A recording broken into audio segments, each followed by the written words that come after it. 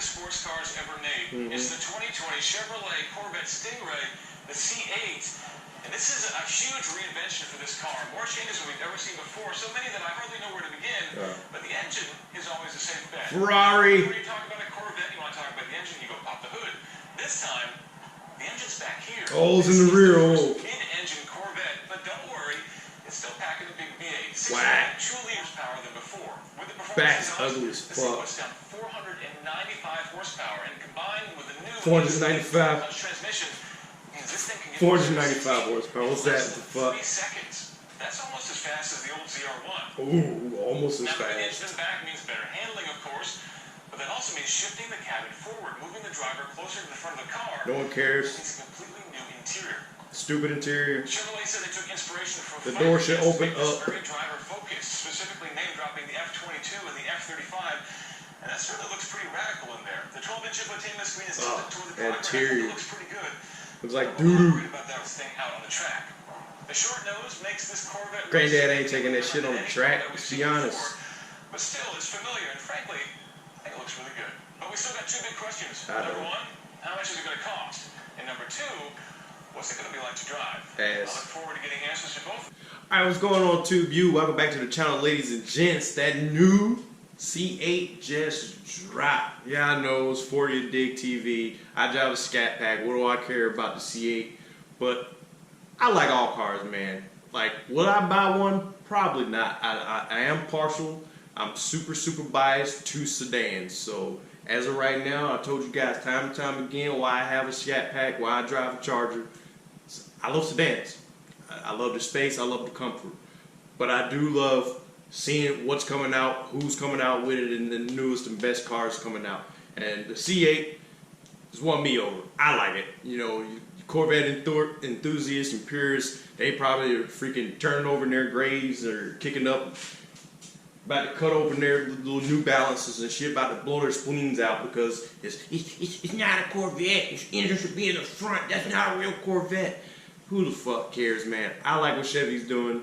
That last Camaro, I don't know what the hell they was thinking with that. And then they had the emergency refresh, to refresh the styling on the front end. And you know, when everyone first saw the clip of that first screenshot of the tail end of the new C8, everyone was a little worried, like, oh, what's Chevy doing? Here we go again, round 2.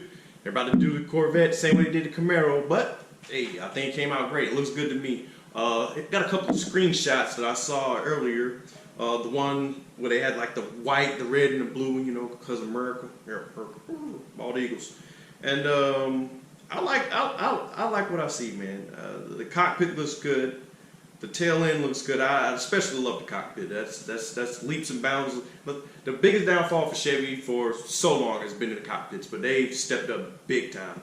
I know my Malibu. It's a 2012 or something like that, and I remember I had a 2010 Fusion, and that thing, the 2010 Fusion cockpit from Ford was leaps and bounds above my cockpit in my Malibu. I know it's nothing close to what a C8 is, but you know, this just for reference points. But the cockpit view. Let's talk about that first. I love the steering wheel. It's like a square steering wheel, so it actually looks like you're driving something sporty, kind of like a little race car almost. Of course, this is just the base model. It's going to be under 60K. It's just a base model right now, but you know, with dealer markups and all that other stuff, you start throwing on packages, I'm pretty sure you won't find a single one under 50K for at least the first 2 years. You won't find one under 60K. That's a guarantee. But back to the cockpit. I love how put the picture up for you guys to look at. I like how you get the screen that like stretches across, and you guys remember the E63 AMG has the same screen setup that like stretches across the dash. I really like that. So it's like one big continuous thing. I also like how pretty much everything is driver focused. And as you can see here, I don't see space for manual. I didn't know if they already mentioned that there was going to be 0 chance of a manual. But for me, from what I see, I don't see a chance of a manual, especially since they already have the, DCT dual clutch transmission. So I don't see a manual coming to this thing. Kind of like the GT500. There's no manual coming. That's what I'm saying. I don't know if they already confirmed there was no manual, but I don't think there is a Let's talk about the styling on the exterior for a bit. I'm looking at the picture right now. I'll put this one up as well. There's the 3 cars where they're in the line of the rear ends. And you can see there's, of course, going to be different packages, which is going to be the base model one, which is probably that white one with no spoiler. It looks kind of, you know, basic. Still a C8, still looks good, but I definitely think the red one definitely looks the best. I don't know a lot about that blue. That blue, I don't know, something funky about the blue. But the red one definitely looks the best, maybe because it looks more like a Corvette or a Ferrari or some shit, I don't know. But I like the way it looks, man. Even the white one, which is boo-boo, but still looks good. Actually, it looks like maybe, no, they're the same.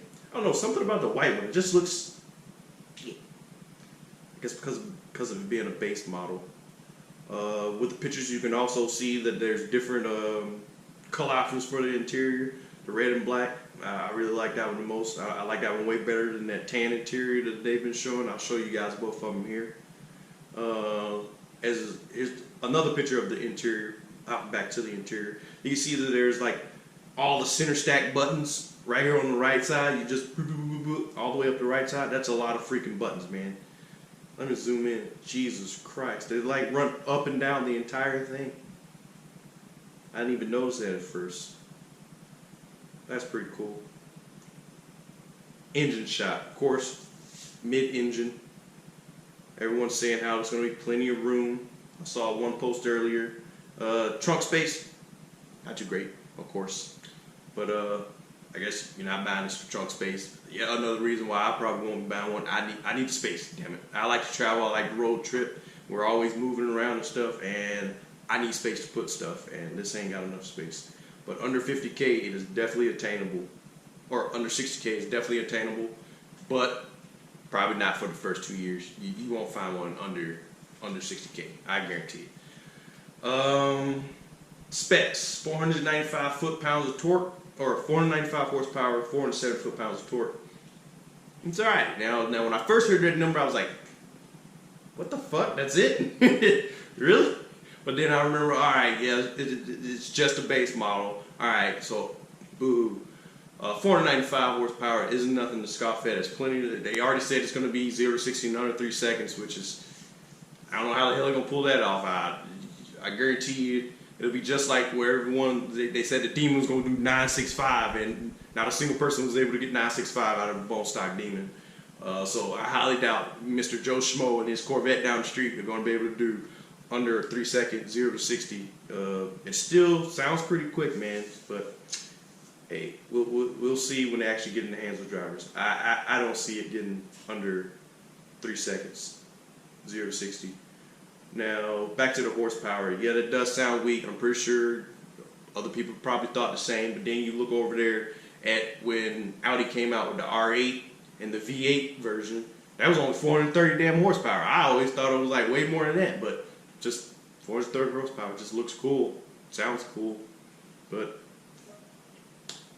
I guess 495 isn't as bad as you think it is when you look at that. Hey man, I like the car. I don't know, maybe you guys don't feel the same way. I tried to stay up for the live review. I set a reminder on YouTube so I could stay up and watch it. Then I fell asleep. It's that simple. I went upstairs, ate, passed out. I just got me. But I don't know. I like the car. Let me know what you guys think in the comments, man. Chime off. Comment down below. What do you guys think? Will you guys be buying one? But I've already said I probably won't be getting one. Hell, I don't know what the hell I'm getting next. But I like the car. Looks good. Chevy, you did a great job, man. I can't wait to see it in the hands of enthusiasts, and I can't wait to see people start buying these things to see what they can really do. Probably, pretty sure there's going to have to be some upgraded versions. If this is just the base model, obviously they're just going to get faster and bigger from here. Not bigger size, but probably bigger engines, you know what I'm saying? So this was the LT2. I'm not sure if that's a new engine or something, but I haven't had the LT4, the LT5, and I guess this is just the LT2. I don't know. Still 6.2 liter V8. I don't know. I'm assuming they're going to take the Z06 engine, the LT4, and probably LT5 and stuff those under there. Maybe they just go straight to the LT5. No clue. I'm hoping to just say screw it and just drop that LT5 right there. But I doubt it. They probably, you know, got to get some little middle ground there. 495. They have their little 600 horsepower. And then, of course, the LT5 or whatever may be above there. Will they still be called Z06, Z01s? No clue. So I guess we'll just have to wait and see. But it's a good time to be alive, man. Chevy, you did good. Like I said, the car looks good. I like it. And I just can't wait to see him on the road. First one, we might not, so it might take a little while to see him, you know what I'm saying? But I'm pretty sure we'll see him eventually, and I can't wait to finally see it. Or I might just get lucky and be able to leave and see it on the road. I don't know. Where was that? If it's your first time stopping by, make sure you hit the subscribe button. Make sure you hit that bell icon so you get a notification when these videos go up. Make sure you swing over to the Instagram channel at low392slow. I'll put that down in the description. And that's all I got for you guys, man. I'm out.